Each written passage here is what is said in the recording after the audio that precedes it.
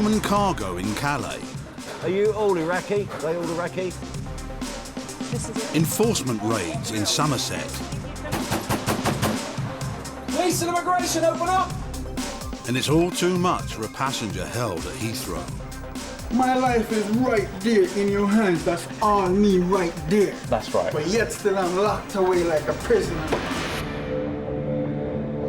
At Terminal 3, teams of immigration officers work round the clock checking every new arrival. Officer Kay Lomas was a teacher before she joined the UK Border Agency. She knows when someone's trying to pull the wool over her eyes. Today, she's investigating an Indian national returning to Britain on a student visa. Now, we have your suitcase, the rucksack and this. Are these all of your bags? Yeah. Before you came to study here, you did a 3 years course in India. Yeah. Was that, what's BCA? BCA, Bachelor in Computer Application. So you've got a bachelor's degree in computers. And what for university? Actually, I came here on Demonford University, MSc in Multimedia Communication. Yes. But when I came here, they told me that they don't have enough students for MSc in Multimedia Communication. The passenger was given a student visa a year ago. He had a place on a master's degree course at a prestigious Midlands university. The course was cancelled and he now says he's studying at a college in London, even though he lives in Leicester. Officer Lomas reports her findings so far to the Chief Immigration Officer, Sarah Dyson. I've done his bags, not found much in there to be honest. He's got his national insurance card, he's got some business cards for a garment factory that's run by his cousin brother who I've established as his first cousin. He's got no student card for this college in London.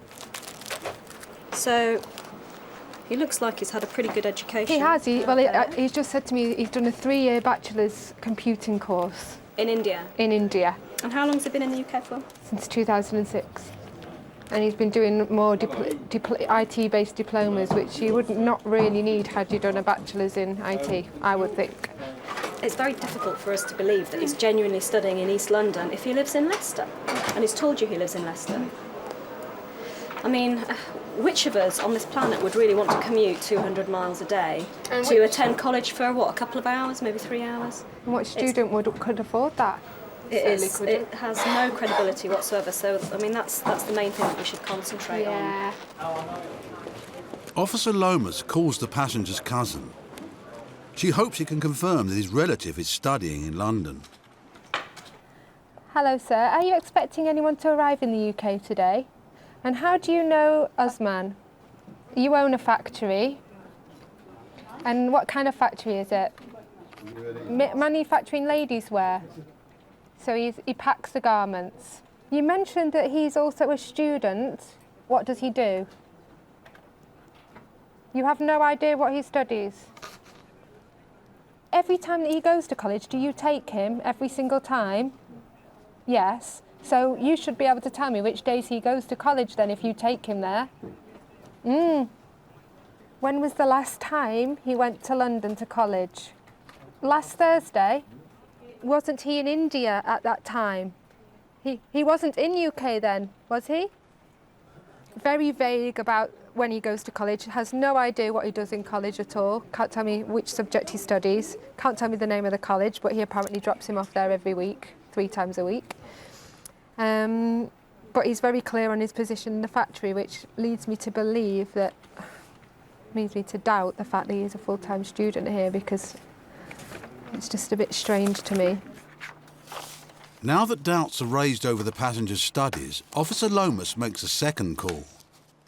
This time to the college where he claims to be studying.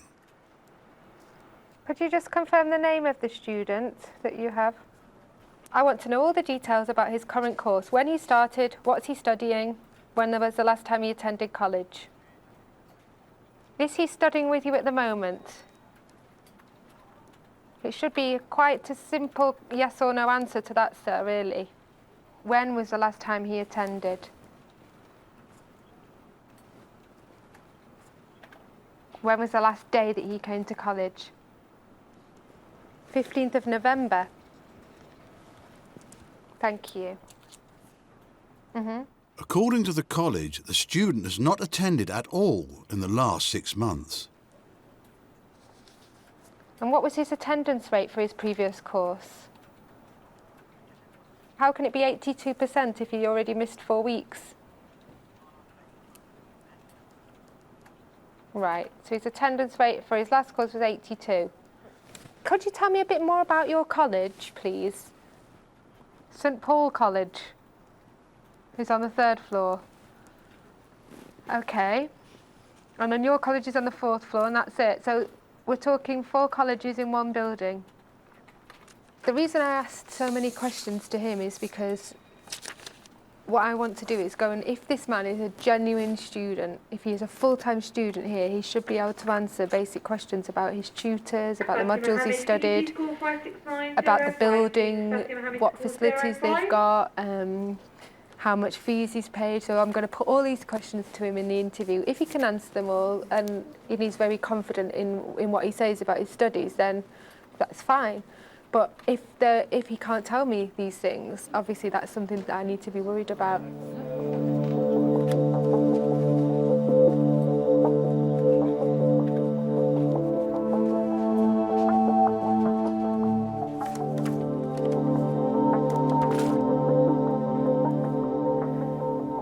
Usually diplomas and degrees have modules within them of study. What did you do? I studied basic programming, Microsoft Office, and then it got to C, programming in C. What was the title of the courses called? That's what I want to know. The titles? Yes, of the courses that you studied. Modules. It was like subjects to me. What is your attendance like? What is your attendance rate? Have you missed any lessons? My attendance should be 85%. Right. Now then, sir, have you been telling me the truth during this interview? Yes. Well, then we've got a problem. Because I have spoken to your college at length today, and they're telling me a very different story than the one that you've just said to me. I spoke to Mr. Suleiman Khan, who tells me he's an admin clerk at your college. He tells me that you've not attended the postgraduate diploma at all. In fact, when I asked him when was the last time they saw you, he says it was November 2007. When was the last time?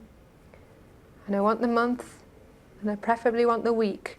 When was the last time you studied, you attended classes in the United Kingdom? Last July. Thank you. What have you been doing in that 8.5 months, sir? Sitting at home. I don't believe you. You have to. I'm not lying this time.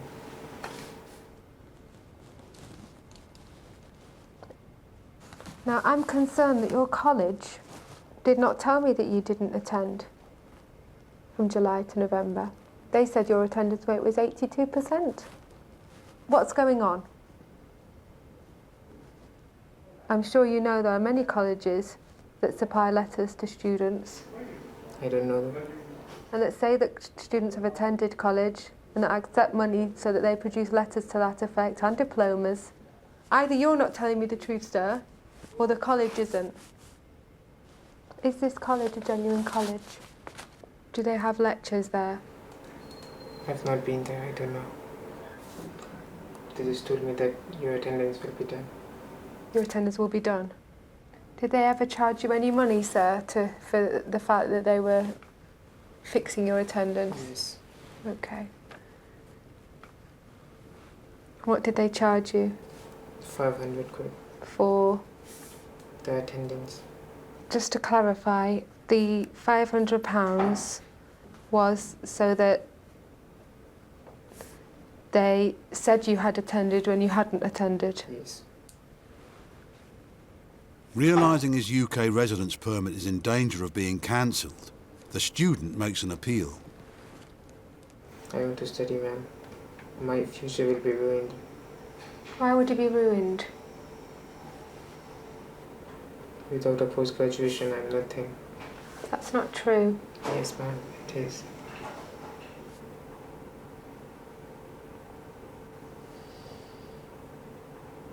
You've told us the truth now about your studies, which was the right thing to do, but in hindsight, you should have been attending, shouldn't you? You applied to do a Masters at University, a good university, excellent course, and since then things have just gone downhill.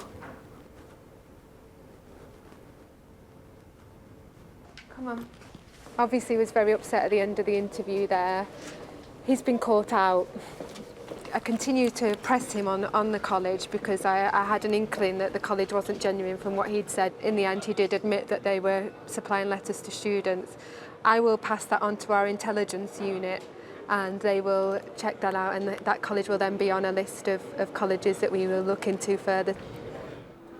Officer Lomas makes her final report to her boss. And he has a UK residence permit issued for the purpose of studies. Okay. Only a month ago. Only a month ago, so he was quite happy to deceive the Home Office only a month ago. Yes.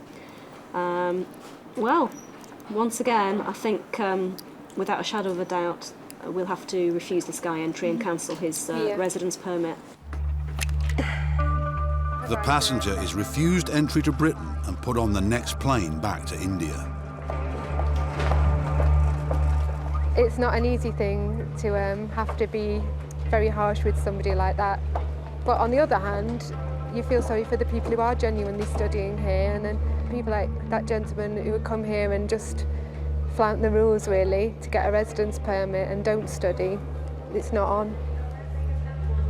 It's estimated that up to 5,000 foreign students a year enrol at British colleges with no intention to study.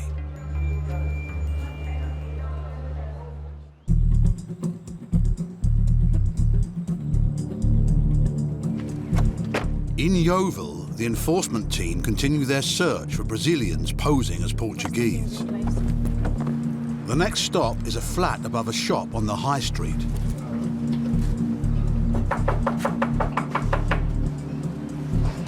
Just see if there's any life upstairs in the front window. Unfortunately, while they're knocking on the front door, people seem to be escaping from the back. In what direction, over? Right. Nick? Oh yeah, we've got some runners at the top here, over. Do you want us to attend? Where did they go? Straight up there. Yeah. Two of Hurry our, up! Open the door, we'll put two it of our in! team Right, members. we've got one on mill. Do you want to go see if you can? Police and immigration, open up! Because we've got one inside, but he won't open up. Come to the front door! Open the door! Right, thank you very much. Where's your friend? There was two of you. Come here. There's one just gone round the back. Right, come up here now. Stand there. Do not move. Okay, stand there. Tracy, he appeared to go into the back of the shop, so if you want to stay here, I'll just run down and see. He appeared to, when I saw him, he seemed to go into the rear of the shop. You come downstairs, please. Now, with me. Inside, the team find two people. They Downstairs. think at least 3 others were here just a few moments ago. I'm going to need your name, your nationality and your date of birth, or I need to see an ID doc. Where's your passports? OK, one passport upstairs. Do you want to take him up, Laura? The two men claim to be Portuguese. If they are, it means they can legally work in the UK as members of the EU. But they need to be able to prove it with a passport or ID card. We will look for it. We will look for it. If you can't find it, we'll look. Yes. Yeah.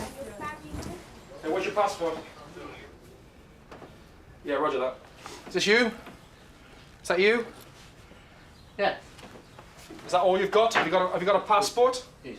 This is what you're looking for? Yes. OK, come downstairs. Because the subject's got a Portuguese ID card. Obviously, the intelligence is that they're using counterfeit Portuguese ID cards. We're obviously looking at all of the safeguards, the forgery safeguards that the card has on it to try and establish whether or not it is indeed a counterfeit. I reckon it's probably a sub-photo and change the date of birth. Yeah. Yeah. Because if you look at, there's a lot of dirt under there.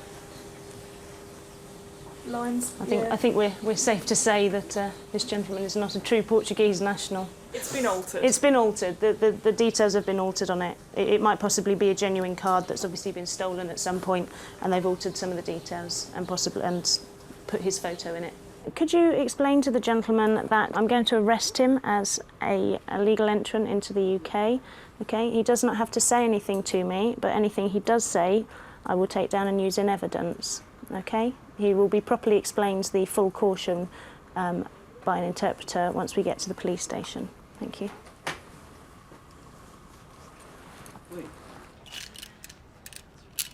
Now under arrest, the man admits to the team that his passport is in his room. Okay, all right. We're going upstairs to get this man's Brazilian passport.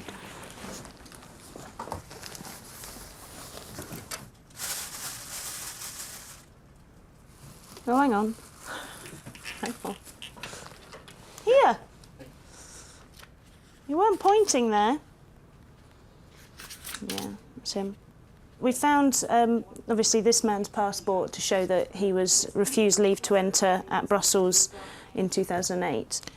This shows me that he's been refused leave to enter in the UK.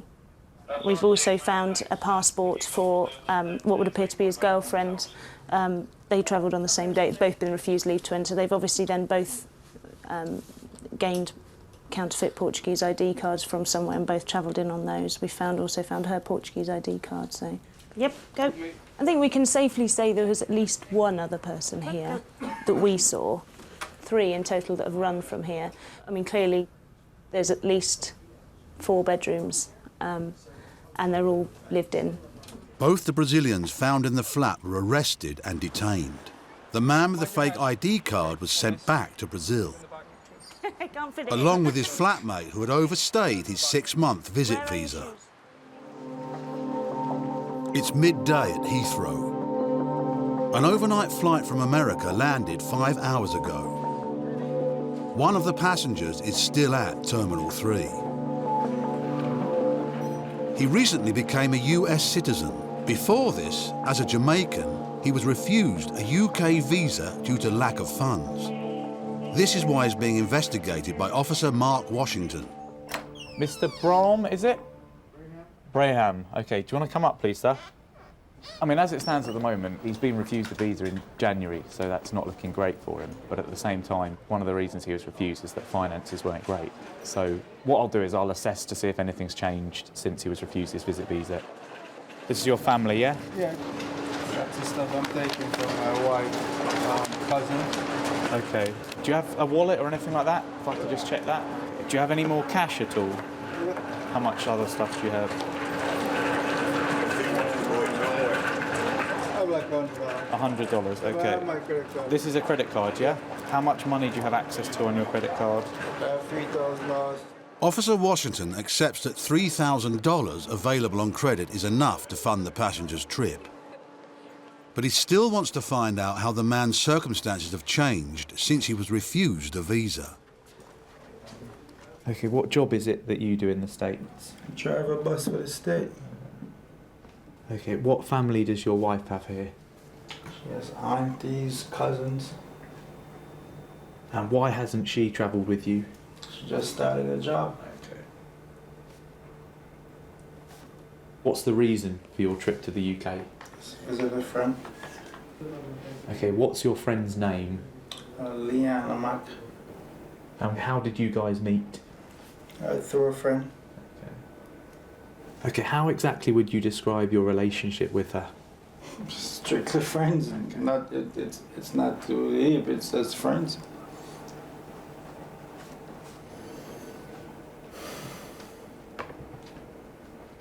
Follow me, so we'll put you back in the room, then I'll speak to my chief immigration officer. Hopefully 10, 15 minutes. He's saying for a week to stay with a friend. He's saying that he's only known her for since about December time. So who's looking after the kids? They're with his wife. She's starting a new job almost this week. That's right. They have 5 kids under 12 and he's chosen to come on holiday.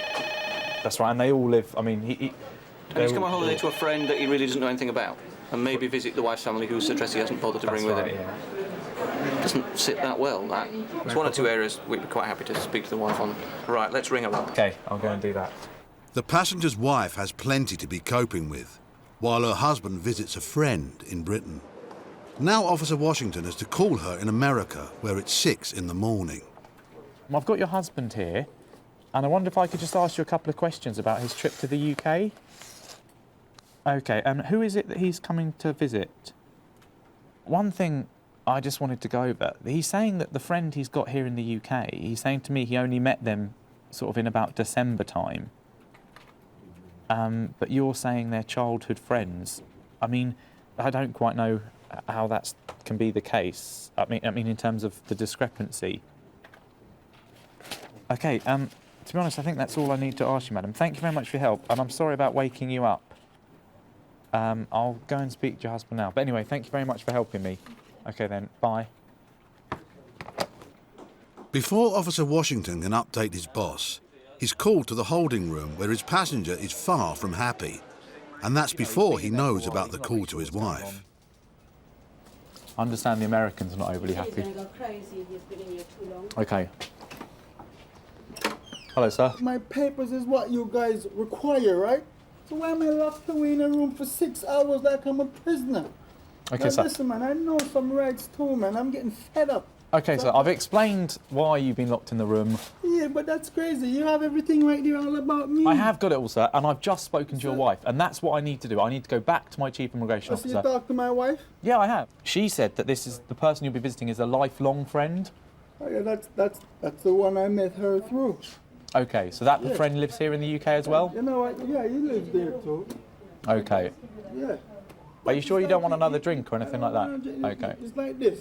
Yeah.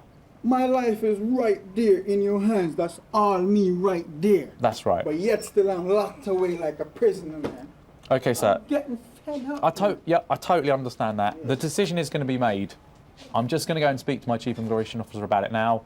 Then once I've spoken to him, we will make the decision, and then it'll be done and dusted. You'll either stay here and go back home, or you'll come into the country and be landed. Anyone will be fine, man. Okay. If you just sit down, I'll go and do it now, and I'll be back as soon as I can. Do we think there's more to this than just a friend? I honestly don't know. I mean, my initial reaction was that maybe there was. He said, no, we're just friends, nothing more than that. All I'm bothered about, is he going to do something that he shouldn't do when he's here? And I don't think he is. No. Is he going to go back when he says he's going to go back? I reckon he probably is. He is, yeah. End of story as far as I'm concerned. There's been a change of circumstances in his favour since the visa was issued. Yeah. His wife now has the job. That's right, yeah. Finances make more sense. Yeah. It's not up to us to run his family life for him. Okay. Let him go. Now a decision has been reached. All that's left is to tell the passenger. We're going to land you. So here's your passport back and your ticket. If you want to grab your luggage, you're free to go. The area where we search your bag, if you go through there, you should meet your friend who should be there waiting for you. I'm going to give her a ring now just to say that you're coming out, okay? All right, no problem. More than 1 million passengers every month arrive at Heathrow's Terminal 3. Many are from some of the world's poorest countries. Next place, how long will you all be staying for? There you go, thank you. Lisa Lee has been an immigration officer for 2 years. It's her job to make sure each passenger has a valid reason to enter Britain. Today, she stopped a woman from South Africa travelling on a visit visa. The woman also has an out-of-date letter. It's for a beauty training course called Steiner. Steiner are a well-known training organisation that do beauty training for employees of cruise ships. I think what I'm going to do, I'm going to ring Steiner before I do anything else, because if they can confirm she's coming on a training course, then it may not be more than just a quick chat with her. We have a passenger arrived today from South Africa. She's presented 2 Steiner letters from last year, and she claims to be coming on a training course starting shortly. I just wondered if you were able to tell us if she's registered. You're not expecting her. OK, they don't have any record of her on the training course. The passenger's reason for coming to Britain is thrown into doubt. Officer Lee wants to know if what she's carrying in her bags tells another story. You told the officer when you arrived that you were coming for a training course. Do you have a definite place on a training course in the UK? Whatever is last. Do you have a place on a training course in the UK, yes or no? No, ma'am. So why did you tell the officer that you had a place on a training course when you don't? Sorry if I said my answer very wrong. She appears to have very little cash, in fact no money at all to speak of, and she's brought with her CVs, which you don't really bring on holiday, and all her beauty training certificates, which I guess you could say could be legitimately there if she's planning to enrol on a training course or hoping to embark on another cruise ship. But other than that, she's got no real reason why she would have her CVs with her. I'm just concerned that she may have worked here previously and she may be intending to work in the UK. What is the purpose of your visit? Me joining the ship? Mm-hmm. Yeah. OK, I spoke to the agency and they're not expecting you. Why didn't you arrange your place on the training course before you came? I don't know where to start. Okay, just like where I come from, the place where I live. Mm-hmm. I have a lot of friends here in London. Mm-hmm. Yeah. And I wanted to leave Cape Town, like where I'm from, because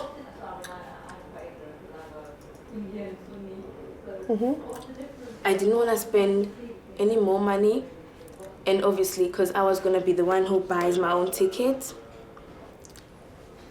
Right. And because of the ship being the only bread, and me helping out my brother to go to college. So the only way you earn money is on the ships, yeah?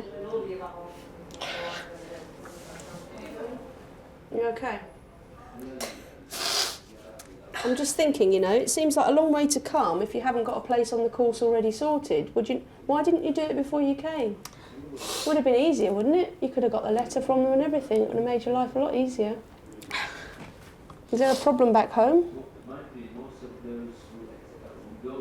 I'm the only person that's looking out for me and my family. You're the only one that has any money and that support. So are you supporting the whole family on your salaries, yeah? Okay. Before Officer Lee allows the woman through passport control, she must consult her boss, Chief Immigration Officer Matt Dyson. I can sympathise with anybody who feels they've got to work hard for their family and have to leave their own country to do it. Fine, but in the end, she falls well short of the requirements for entry as far as I'm concerned. She's basically not told the truth on arrival. No. She doesn't have enough funds. There's a flight this evening, if we want to remove her today, via Doha. Okay, well, as it stands, unless we hear anything different, I'm sorry, but she will have to go home. Okay. Thanks anyway. No problems. This is particularly tough because I've been to where she lives. I know the township she comes from, and it's pretty horrible. Most places don't have electricity. It's rough. So the money this girl is on when she's on board ship is a lot of money in South Africa. So she would be supporting her mum and brother. And in a way, you're kind of robbing her of the chance to provide for her family, and you just think, well, I'm sending her back.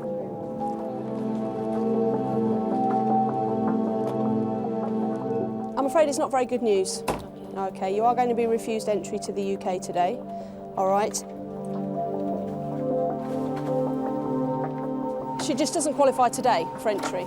If she can satisfy either an entry clearance officer in the future or another immigration officer in the future that she qualifies for entry on another day, then her case will be viewed on its merits. It doesn't automatically exclude her from coming back to the UK in the future. It's estimated there are up to 1 million people living illegally in the UK. Many come into the country on a tourist visa, but find a way to stay on and work illegally. One problem for the immigration service is the number of Brazilians who use fake Portuguese ID cards. In Yeovil, Somerset, an enforcement team led by PC Phil Artingstall has been given a tip-off that Brazilian illegal immigrants are working in a bingo hall. Information has been received to the effect that there are several Brazilian nationals working at the bingo hall in Yeovil. These persons are all believed to be using counterfeit Portuguese documents to obtain employment. The intention is to enter and search the premises and detain all staff members for immigration checks. Being Portuguese speakers, Brazilians with fake ID can convince an employer they belong to the European Union and have the right to work. We believe that the Brazilian staff are being used as catering workers and working on the kiosks in the actual bingo hall itself. Could somebody check there, please? Hi, can you just stay there for me, please? OK, is the manager about? Police and immigration. We have a warrant here to enter and search this premises and speak to your staff because we have reason to believe that some of the staff that are working here are illegally in the country. With such a large building to search, the team split up to make sure no workers are missed. We just want to make sure there's no one hiding, basically. Clear. You never know what you're going to find, that's the thing. You never know how big something is and where someone could be hiding. OK, you want to take a seat, please, sir? Sarah, who's not in tonight. Thank you. And the manager has produced documentation to us in relation to members of staff that he employs. We're just checking them to make sure there's no anomalies with the documents and their possible counterfeits. Immigration officer Ronnie Watson discovers that this woman's family is from Brazil. Mother's Brazilian, so what's your nationality? Do you have Portuguese nationality? OK. He checks the woman's details against the Home Office database. OK, so there's nothing to say that she's actually got Portuguese nationality. Basically, all we've got on Home Office systems is that she's a Brazilian national and she had a 6-month visit visa. So I'm just going to go and ask her a few more questions to see why she's still here. Have you got a Portuguese passport? You haven't got a Portuguese passport, just a Portuguese ID card. The young lady that sat there has produced to the employer a Portuguese ID card, which is on her employment file. We've run some checks on our system. She comes back as somebody of the same name, the same date of birth, having entered the UK as a visitor on a Brazilian passport. She's denying this and she's stating that she's actually Portuguese and she entered on her Portuguese ID card. OK, Ms Barbosa, we've got conflicting stories here, OK? To that end, I'm arresting you now on suspicion of being an overstay in the United Kingdom. You don't have to say anything, but it may harm your defence if you do not mention when questioned something you later rely on in court. Anything you do say may be given in evidence.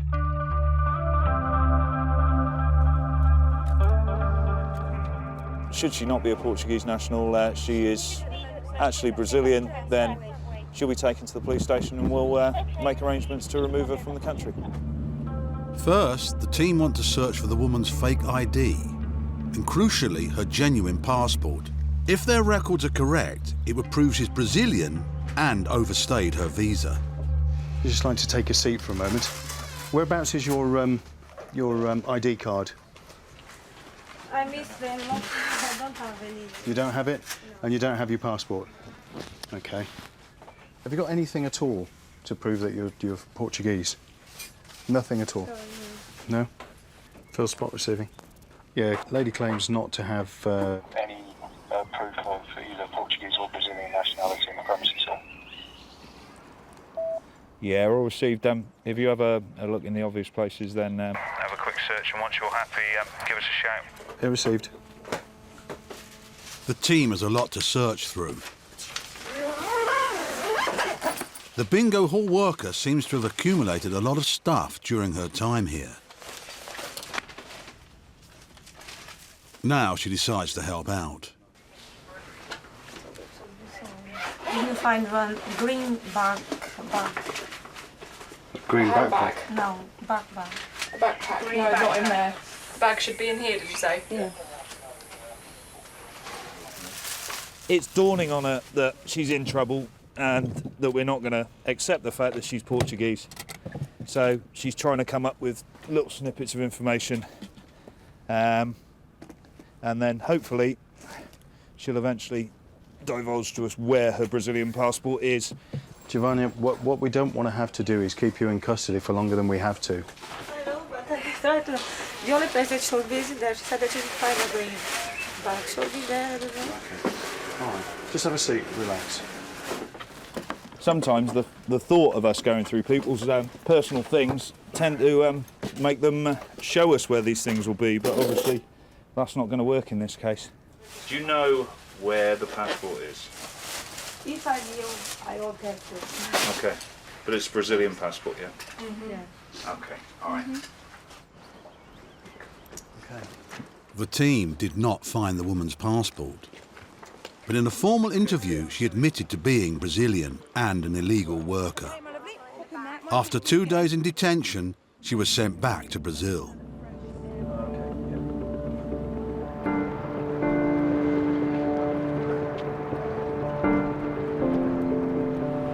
Calais is the bottleneck of Europe. Trucks from the continent and beyond queue here to come into Britain.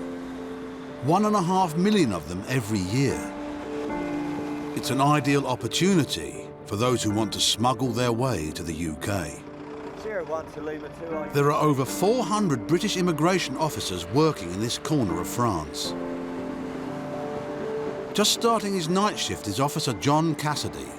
So we're in the port of Calais at the entrance. The passport booths here are where the French-English control zone begins.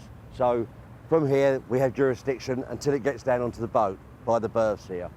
So as the lorries approach here, they show their passports at the booth where they'll be checked to make sure they're allowed to travel on. We will then select vehicles to be searched in our sheds. This selection process is known as spotting. After 2 years at Calais, Officer Cassidy knows what to look for. But we have certain vehicles we like to look out for. If they don't like they've been secured, find out if they've been sleeping in the port area outside, which is where most illegals will try to enter the vehicle.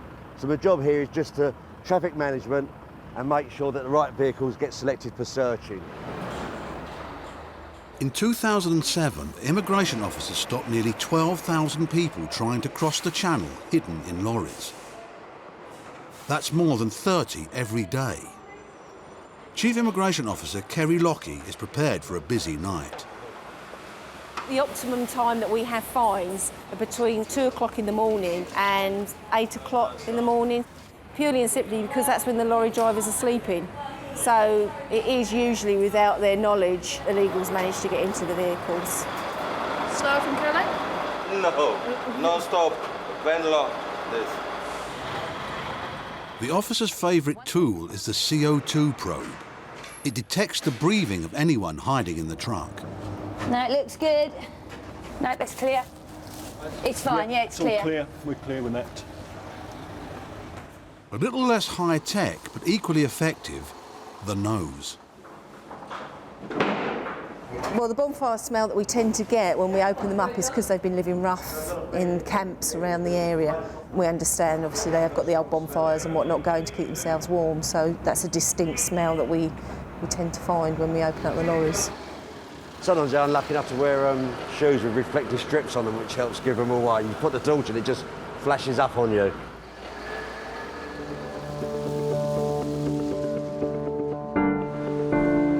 It's nearly home time for the team. They've checked more than 100 trucks during the night, but still they haven't found any illegal entrants. You got something? Hang on a minute, I've just got in. I'm going straight up though. 420, 430. Let's go in. As we put the probe in, the readings started to rise quite dramatically immediately, which is usually a good sign. It means that someone might have been in there for quite a while. CO2 builds up, so it doesn't take long for it to be drawn into the probe. Go straight up and we get excited then. Is that all the way down? The lorry's load is industrial drain pipes. They look like they go all the way through though. Yeah. How many can you see? 3 so far. Oh, I can smell. You can smell. There's pipe that goes all the way along, but there's a slight gap to one side, and I think they must have crawled along there.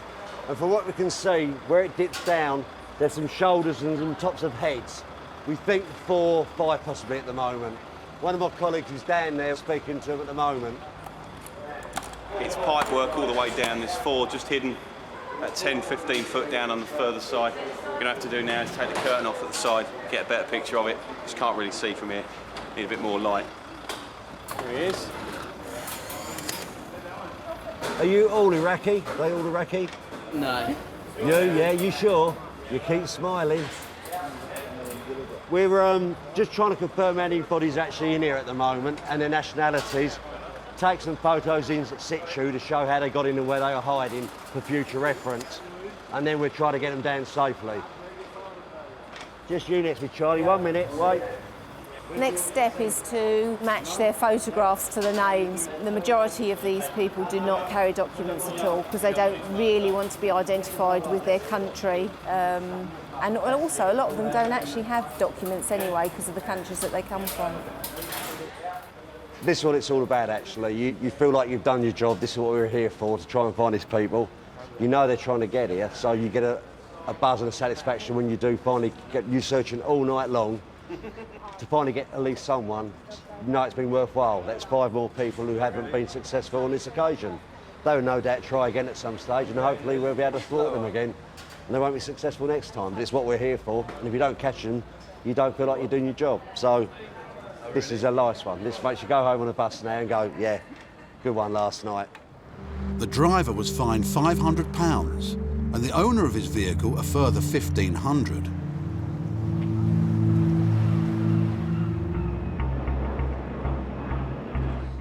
In 2007, almost 350,000 non-EU students came to study in Britain. Over 10,000 from Pakistan. Why have you come here to the UK? One student has aroused the suspicions of the immigration officers at Heathrow's Terminal 3. He's returning to the UK after a trip home for some unusual surgery. Officer Newbury takes on the case. We get people going home for all sorts of treatments because obviously in the UK they got entitled for the free treatment on the NHS, so they have to pay for it, and it's quite expensive here for them to pay for it, so a lot of them do choose to go home. This is the first time I've had someone go home to have a hair transplant.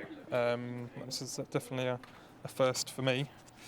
Who's been away for 6 weeks. The thing that initially tipped off the officer was the fact that I think he said that he travelled direct from Hounslow to his college at London Bridge on the Piccadilly line. Without actually changing, which I think is actually impossible. You need to change. Officer Newbury wants to make sure the passenger is a genuine student and that he isn't working more than a foreign student's maximum allowance of 20 hours a week. Why have you come to the UK? You came in yesterday. Why have you come to the UK? I said I come for study in Western College, London. Western College? Western College. And what subject do you study? I diploma in study. Business study. Business study? Yeah, definitely business study. You said you had surgery in Pakistan? Yeah, surgery. What was that for? Yeah, it's for hair surgery, sir. Hair surgery? Hair surgery. Okay. How much did that surgery cost you? In currencies, £500. Cost £500 in Pakistan, yeah? Do you work in the UK? Yes, sir. What do you work as? I just work with a recruitment company, and after that they send me some other reports for packing something. Packing, yeah? Yeah, just. Is it just labour? Yeah, just with your hands. Tray, yeah. Something straight. How many hours do you work a week? Yes, it's 20 hours. 20 hours. Exactly 20 hours? Yeah, 20 hours. Because 2 days of work. What days do you work? Normally Sunday. Okay, you say you study 18 hours a week. What days do you study? Study is Monday, Tuesday, and Friday. I just study 2 subjects, and managerial management. Is it management or managerial? Managerial. Just managerial. Managerial. Managerial management. Managerial management. Yeah. And what hours? It's from 11 to 3. On Tuesday, what do you study? On Tuesday is a management, is a marketing. Marketing. Yeah. And that's what hours? It's same hours. 11 to 3. 11 to 3. And on Friday? On Friday, same hours. 11 to 3? Yeah, 11 to 3. Yes. That's 12 hours a week. Uh, Where's the other 6 hours that you say you study a week? The 6 hours I just spend over there. Sometimes I discussion with the friends, discussions. But I'm more concerned about the timetabled hours. Yeah, not meeting up with friends. It's timetabled hours in a classroom with a tutor talking to you about your modules. Mr. Raymond wants to come into the UK on a student visa. Officer Newbury is not convinced, but needs hard evidence before he can refuse the man entry.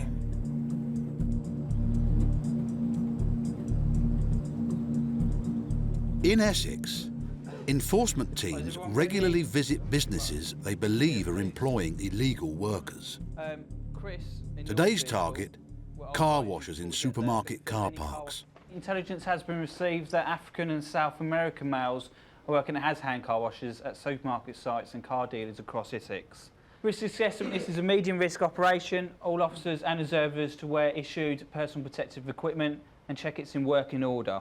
Specific risks for this operation, officers be mindful of the risk of clean chemicals being used as weapons. Arrests to be made if deemed appropriate.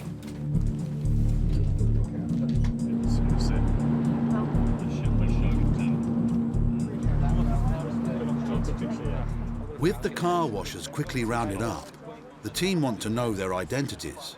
OK, sir, can I have your right hand? Check this finger here. Using a mobile fingerprint unit, the officers will soon know who is legal and who is not. Mehdi Bakish? Yeah. Right. Mehdi Bakish. 7 August 77. Yeah. Iranian national, male. Right. ASU.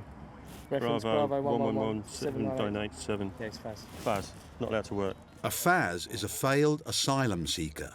This man has been refused permission to stay in the UK. You're under arrest as a person liable to be detained. You do not have to say anything, but it may harm your defence if you do not mention when questioned, something which you later write in court. Anything you do say may be given in evidence, all right? Okay. Right, before we put you in the vehicle, we need to search you. The guy we've just arrested is an Iranian who have been proved to be a failed asylum seeker, so he doesn't have permission to work. He is removable from the UK if we can find a document at his home address. So that's the intention, is to go to his home address and see if we can find a passport or anything to get a document for him. She understands, okay? The person allowed to be detained on the Immigration Act, you don't have to say anything, but it may harm the defence. The team arrest 4 other suspected illegal workers, and their documents must also be searched for. All the men claim to live in the same house, only a short walk away. Gloves on. A lot of these places are all multi-occupancy, lots of foreign nationals all living in bedsits and paying a lot of money to landlords. OK, start searching. Do you want to take that side, or are we going to do it methodically? Passport is the essential thing which we're trying to find. That's the key to everything. Passport or anything with proof of identity. Because without that, the Iranians won't entertain any application to get him a document whatsoever. It's very rare that we find them, but one day we will do. Searching can be a dirty job, but this time it's a dangerous one too. We've just been advised that one of the detainees we've been arrested is a possible heroin addict, so we've got to watch out for sharps. Julie, we've got some drugs in the back room here which may relate to the heroin user. Do you want to ask him if they are his and if he needs them? The team find a heroin substitute, but no documents with ID. Got from the library. However, Officer Dan finds evidence of a misdemeanour that falls outside his jurisdiction. 2006. If we can't nick him for immigration offences, we're looking for an open book library, yeah? Yes. But because the book is a manual for a jet fighter, the team alert Special Branch just in case. At Terminal 3, the foreign student who went home to Pakistan for a hair transplant is still being questioned by Officer Newbury. Where do you live in the UK? Sir, I live in Hounslow. Where is your college based? In this college is in Bro High Street. Where, sorry? Bro High Street, B-R-O-U-G-H. Borough High Street? Yeah, Borough High Street. Okay. How do you get from Hounslow to your college? Sir, I go to Hounslow by tube. Okay, so I want you to explain to me what your route is. I know you told the officer earlier that you go direct from Hounslow to London Bridge on the Piccadilly line, which you can't do. Yes, sir. Okay, Yeah. so I want you to explain to me what your route is. Yeah, I told you, it's Piccadilly line from Hounslow to, and I don't know, is some stop I put off and change something other. You don't know what stop that is? Pardon? You don't know what stop? But I don't know what stop. But I think so. I just take in is that the lineman, because most of the time I go with my friends.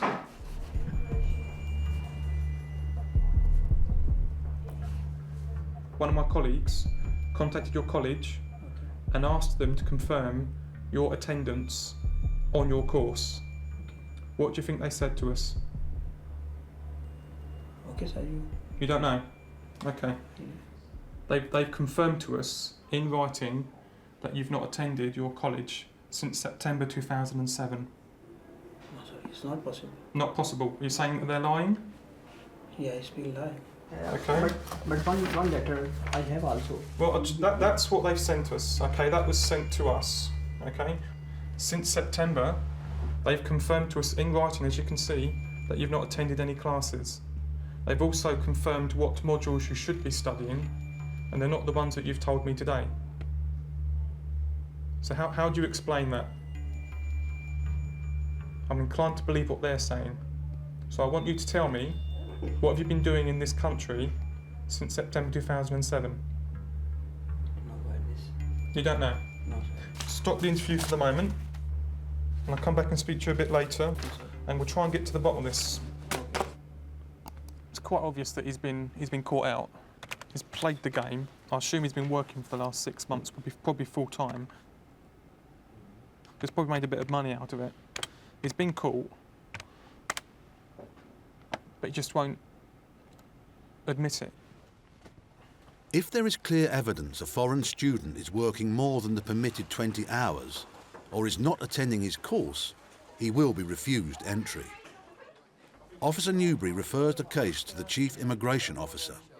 Do you think, in your opinion, that we have sufficient information as things stand for us to cancel it without necessarily having the information from the employers, yes, from the interview notes that you've done so far? From interview notes and from what the college has sent us this morning, I think we have got sufficient information to cancel his UKRP and return him back to Pakistan. Right, fine.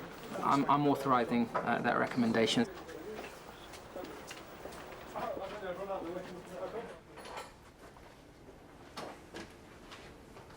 Okay, I've actually spoken to the Chief Immigration Officer with regards to your case. He has decided to believe what the college have said, because they have no reason to lie to us, and we are going to be refusing your entry to the United Kingdom, cancelling your visa, and returning you back to Pakistan on the next available flight.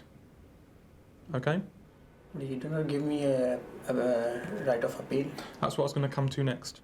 So those are two options that you have in front of you. You can either stay in the UK for 5 days to appeal, and you'll be in detention for 5 days, or you can return to Pakistan and you've got 28 days to make an appeal out of country. So I need to know now what your option is, what you decide you want to do. I want to appeal here. You want to appeal in country, you want to stay for 5 days in detention. Yeah. You won't be allowed entry into the UK, you're aware of that? Yeah? Okay. The basis of your argument going to be that the college is lying. Why college send like this letter? What do you think the judge will think, though, when he sees this written information from the college confirming in writing, signed by the college, saying that you've not attended for 6 months? You're going to spend 5 days in a detention centre to appeal against this, just on the fact that you think that the college is lying, and you're insisting on staying in this country to appeal, yes, even though you've got nothing to appeal against. Yes, sir. You're just going to waste everyone's time. Yes, it's a waste of the taxpayers' money, isn't it? Well, I've tried to help, but that's it. OK, I'll pop you back in the holding room now. Thank you very much, sir. Try to follow me, please. Well, he's got a right of appeal, but he's got no case. I'm not sure what he's going to base his appeal on. He's just trying to waste everyone's time, and he knows it. It's just frustrating. There's not a thing we can do about it. The man was granted temporary admission to lodge his appeal. He later withdrew the appeal, but remains in Britain awaiting the outcome of a judicial review. In Essex, the enforcement team has moved on to another supermarket car park, and they think they're on to more illegal workers. Hello, mate, from immigration. You got any ID on you? You got a wallet? One of these. You got one of these? In the pocket?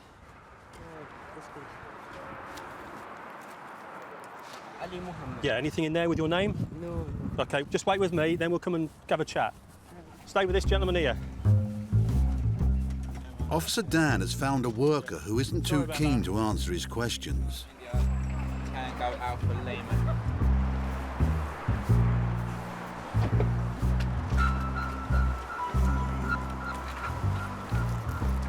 Was that thing done? Yes, sorry. I haven't seen it. Right, keep the radio clear, please, guys. I think we've got runners. Yeah, a guy in his late 50s, 5'5", unshaven, dark skin, Iranian national.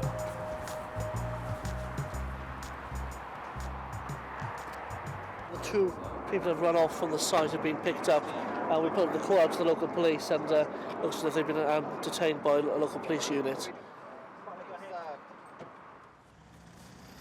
Oh, here he is.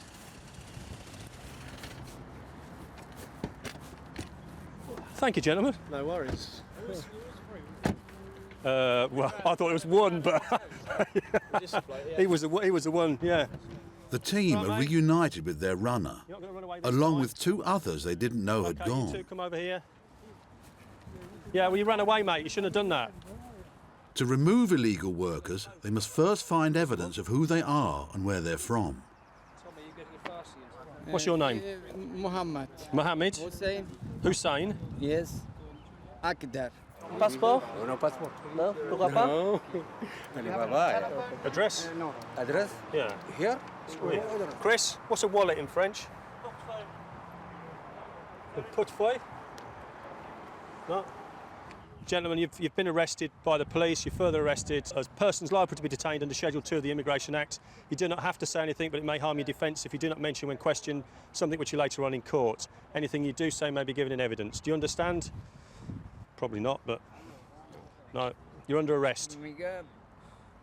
Right. Everybody have children, everybody have wife, everybody rent house, my Iran, no, but everybody no working, no Iran. I will stay here. Yeah, but, well, you're not allowed to, are you? You're not working legally. That's what it's all about. Thank you very much for your help. There's people in this country who haven't got jobs. In the two car parks, the team arrested 11 suspected illegal workers. All were Iranian nationals. One man is later removed from Britain. The others are on reporting conditions, while the Immigration Service await their travel documents. Many operations carried out by enforcement teams are based on information given by members of the public. Hello, UK Borders Agency. In the northwest, intelligence is processed here at Brooklands in Manchester. What kind of passport? The centre receives over 1,000 calls every month. Today, an enforcement team led by immigration officer Rob Evans is about to act on one of the tip-offs. And we're going to Tarmin Indian Restaurant, Burnley Cottage, New Road. They've been told that 2 restaurants in Manchester are employing illegal workers. Cooking utensils.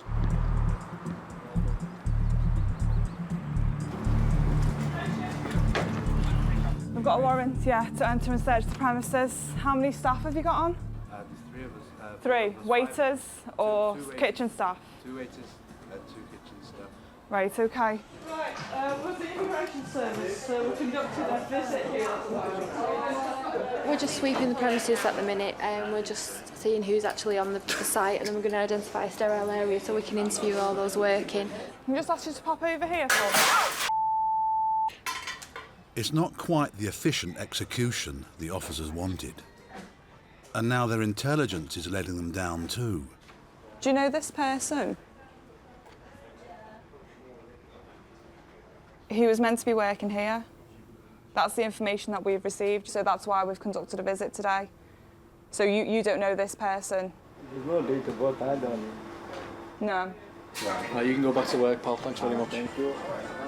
2003, you were granted indefinite leave to remain. Okay. They've all checked out, they're all fine. 3 of them got British passports, haven't they? And the guy that's just the last one has been granted indefinite leave to remain in 2003, but he's never been naturalised, but he doesn't have to be naturalised, he can just remain in the UK. The workers in the restaurant are all entitled to live and work in Britain. They find nothing to suggest the owner is employing illegal workers. All the enforcement team are left with is a bill for a broken table. The enforcement team move on to the second restaurant. Stop working, tell them to stop working, come out, now. Officers occasionally film their raids. This is part of their evidence gathering. It helps them to identify whether or not people are found working on the premises. Make way through there, please. Right, do you want to take a seat for me, please? Take a seat round there. Rob, I'm not sure whether he's a customer or not. Where are you going? There's no customer. He says he's a customer, but I don't know whether Looks like a delivery driver to me. Sit down. You were behind the counter, weren't you? Just sit down. inside. The team find 5 employees. Now they want to know if the men are entitled to work in the UK. Pakistani, yeah? What's your immigration status in the UK? इतना किस रहा है हो? Stay was the work permit पर या शादी करके? Visitor. Your visitor? He says he just come to see his uncle. Just come to see your uncle, but you're working here, aren't you? Your friend? You telling me you're not working here? So come with her. You are. I can tell by what you wear. I can tell by your hands and your shoes and your t-shirt. You're working here. No. He says he come in to see him and he was helping him. He says. Right, can take your name, please. Yes, Mr. Mohammed Afzal. What's your date of birth, Mohammed? 1951. And what's your immigration status in the UK? Just about. You got a work permit? One worker claims he has a work permit, but he says his passport is at a friend's house. The team check his details. When did you last enter the UK? Last, what, 1 year? May 2007. Who has your passport? No, he took my passport. Your friend's got your passport? Yeah. I beg to differ, because I've got it. It's downstairs. It was in your coat out there. Your passport. So don't be telling us lies that your friend's got your passport. Tell the truth. I've got your passport and your identification card. No, this isn't mine. It is yours? Yeah. How can you say that's not you? No, it's time to tell the truth now. Tell us the truth. You last came to the UK in February 2006, according to your passport. So you've been here for over 2 years without leaving the UK. Yeah? Yeah. So you're actually here illegally at the moment, aren't you? Yes. And you're working illegally in this takeaway, yes? Yes. Thank you very much. Just stay there.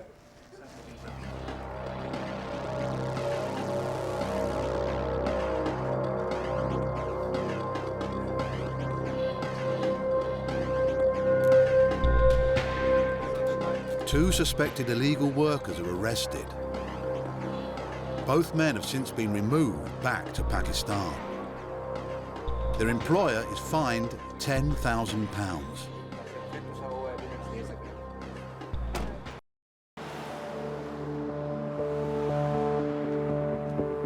Dallas Court in Salford is one of Britain's 14 immigration reporting centres. This is where illegal workers are asked to report, as well as foreign criminals and asylum seekers. Each is given a registration card that stores personal information, such as fingerprints. This means the border agency knows where people are while their cases are decided. Fortnightly, every 2 weeks. Okay, so next week you don't need to come. Week after, you come. In return for registration, many are given upwards of £33 a week to live on. Fingerprint, please. Today is no ordinary day at the reporting centre. Immigration officers are plotting to arrest and deport a known sex offender. They watch him arrive on CCTV. His victim was a 12-year-old girl. He thinks he's here to report as usual. There's several warnings, violence warnings against this young man, and it's part of the contingency plans that we have police officers present. Risk assessment dictates that police officers will be present on the day. But yeah, there are warning signs, so I've got to take the necessary measures to make sure that I'm safe and all the other staff are safe. Playing it cool, they let him enter the building. Watching him closely, they are in no rush to make a move.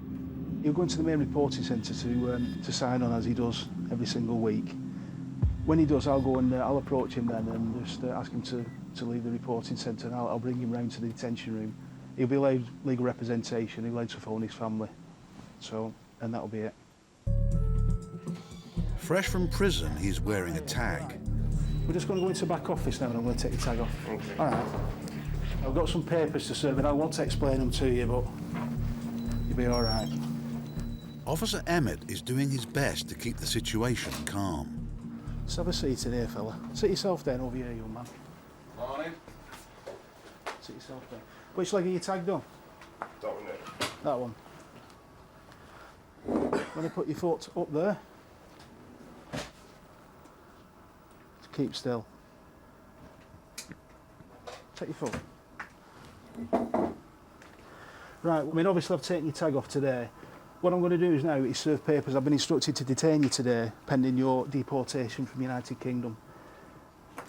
What's going to happen now is one of my colleagues is going to search you. You've been searched before. That's to ensure your safety and our safety. So could you just stand up, please? Step away from this one, put your hands up for me, thank you. No, you've got a necklace on, nothing. Just pull your pockets out, that's it. That's it, thank you. Do you understand what's happening? That's it. Yeah. If it's possible to notify my legal representative. I'll be doing that straight away. I'll be faxing everything that you've been told today and every form that you've had served on you today. I'll be faxing that in the next 5 minutes to your solicitor. Okay. And is it possible to come or not? Because she's actually waiting for me. Right. These gentlemen will make that decision. Where is she? She's at home. She's at home? Yes. We're all out there, guys. I have no objection to okay. that. Okay, let's talk together, guys. Have you got a number for contact? As soon as I get a movement, mate, I'll get it back up. Yes, hello, ma'am. Sit down. Can you sit down, please? Yes, ma'am, sit down. Sure. Okay, I want you to sign in today. So 2 numbers. And detain me. They're about to take me to London now. He served the full 4 years of his prison term. His deportation is the final part of his sentence. It's one thing removing people who shouldn't be in the country. It's quite another stopping them before they get to the UK.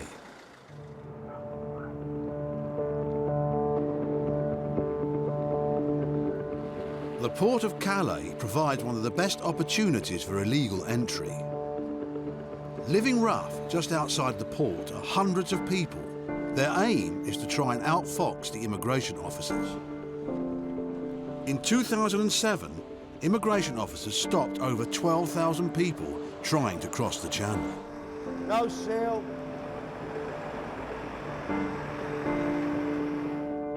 Officers John Cassidy and Emma Matthews are starting their shift. They'll spend the night checking trucks just before they board ferries bound for Britain. We're now 2:23 in the morning. We're in the shed at Calais and we're trying to find illegal entrants hiding in the back of vehicles. At the moment I'm going to use a CO2 unit probe. The probe is inserted into the vehicle where it will draw air in. The air will be analysed by this machine here. It'll tell us how much the CO2 reading is compared to the oxygen. It's an indicator. If there's a lot of CO2, it could possibly be someone inside. Because I'm near the exhaust, when you probe at the front, it picks up the fumes when the vehicle first comes in.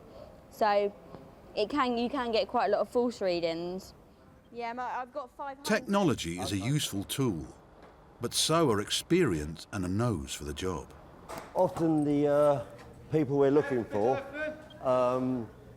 have been sitting around campfires. They usually live a bit rough in the woods, etc. And they can smell the campfires they sit around. So that very strong burning smell that associated with a bonfire as such. Plus,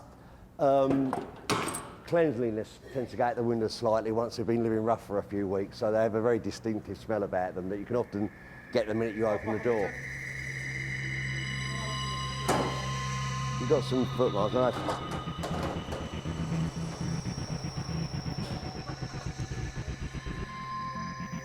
Has he got a German passport? Has he got a German passport? So I've got a feeling it's probably clear because the way the boxes are collapsing underneath Mark's knees, I'm sure they would have left some marks if they'd actually crawled up the same space. But it has got a strong smell of burning in here.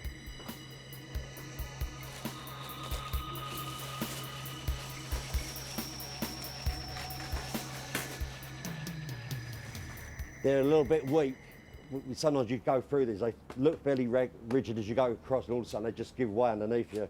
So you have to be careful. Plus it's people's loads. You know, they're expensive cargo sometimes, and you try to be careful as you go across them.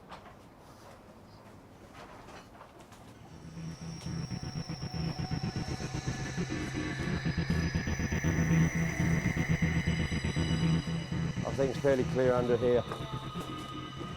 No sign of any stowaways. Haben Sie Leute da rausgeholt? But the team check if the driver has made any stops where illegal entrants may have got in. That's fine. Dankeschön. That's good, Mark. I didn't know you spoke Spanish. Yeah. Thank you. Thank you very much. Auf Wiedersehen. Whiffed in there, didn't it? Oh, I thought there was definitely something in there. It's very promising when you opened it, yeah. Well, bring on the next contestant then, I think.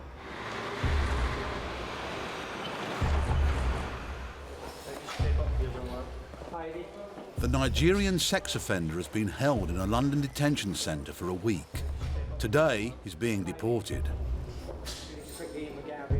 No one is taking any risks. 4 security guards will escort him all the way to Lagos, Nigeria. Into that search room, please.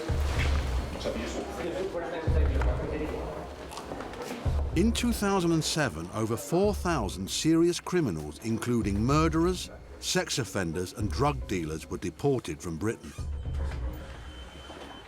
On arrival in Lagos, the security guards will hand him over to the Nigerian authorities.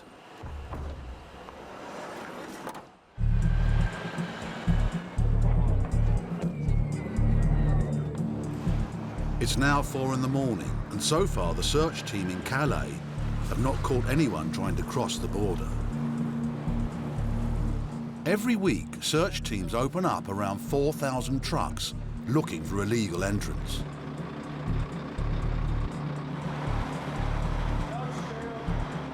And with an average of more than 30 fines a day, the officers are not giving up yet.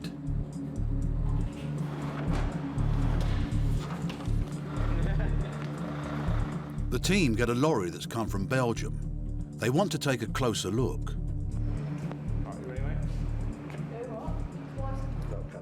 Before opening up, they photograph the lock. This proves the truck is sealed and the driver has protected his vehicle from being used as a free lift to Britain. Got a reading with the CO2 probe at the back that was relatively high, which makes us think we ought to have a look inside. It indicates that there's a high CO2 reading.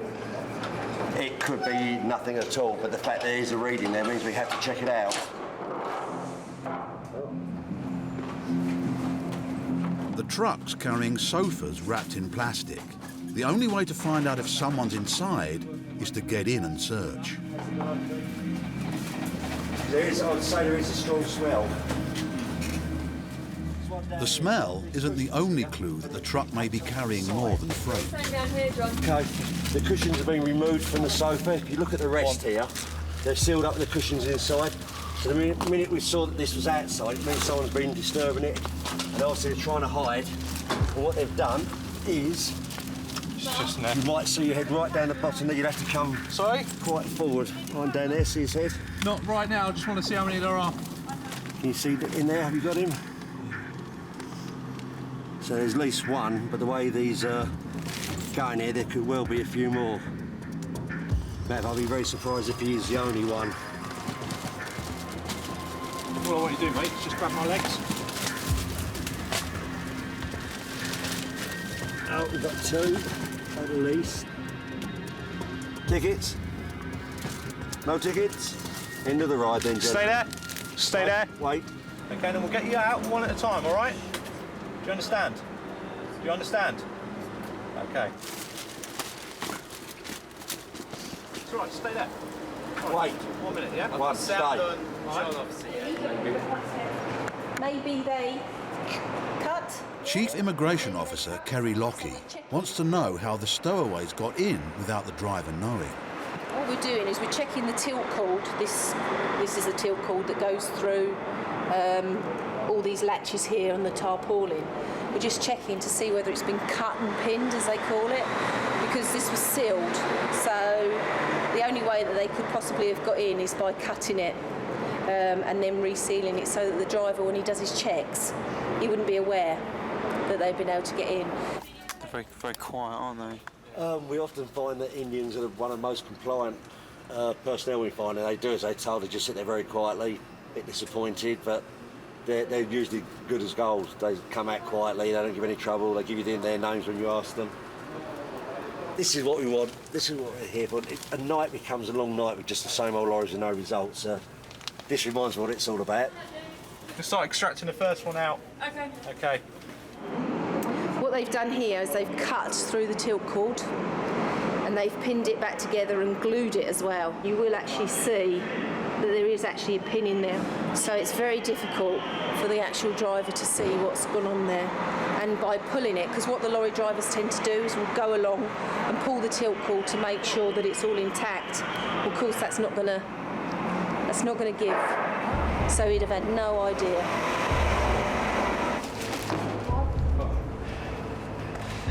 Their desire to get to England is so strong, so they will do anything to actually get there, and they have people that organise this for them.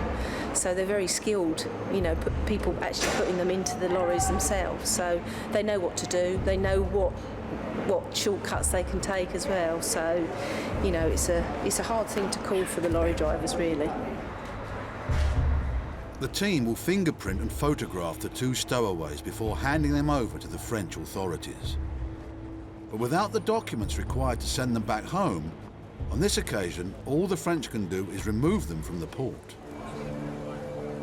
It's estimated there are around 1 million illegal immigrants in Britain. One of the jobs of the UK Border Agency is to track them down and remove them from the country. Right, this briefing is for Operation Bernards.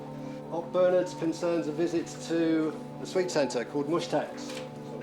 A Midlands enforcement team are preparing to raid a cake shop or sweet centre which they believe is employing illegal workers. None of these gentlemen show up in any Home Office records as having entered the UK lawfully, and none of them show up as having made any applications for further leave to remain. This is not the first time they've targeted the shop.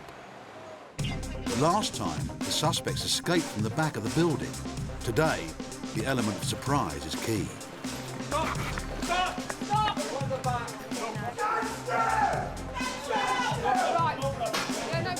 The team splits, with some officers heading for the accommodation upstairs.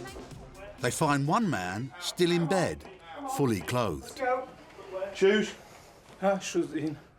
Don't move! So have you got any idea at all, any bank cards, anything with your name on? All the Southampton. All in Southampton. How did you get up here? Huh? How did you get here? 5 years. No. How did you get here from Southampton? Did you drive? Did you get the train? No, it came in bus. In the bus? Yeah, in bus. Haven't got a bus pass or anything like that? Got a wallet? Huh? Wallet? Sorry? A wallet?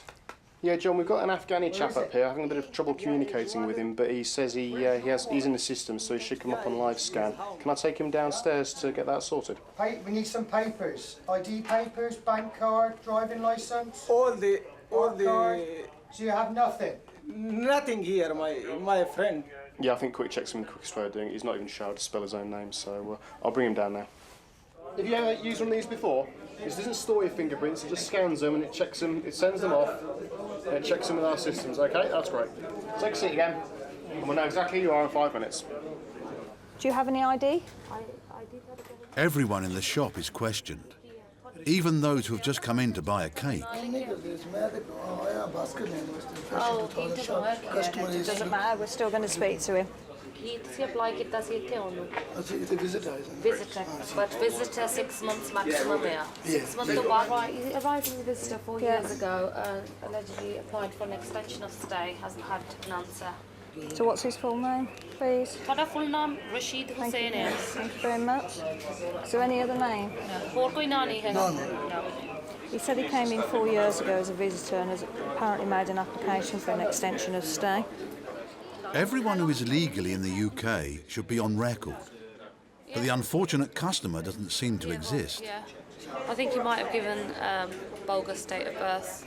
No trace. Yeah, we'll put him on the quick check unit. If the man has applied for an extension to his visa, he should be on the Home Office database. It's bad news for the customer. Yeah, he's come back as no match and that's nothing on the system at all. It means he's not known to us as an asylum claimant at this point. OK, right, if you can just listen carefully to what we're going to say. I'm arresting you on suspicion of being an illegal entrant in the country. And now the results have come through for the Afghan worker found upstairs. OK, here we go. We've got a possible identification. Calais de Kakasar. Yeah.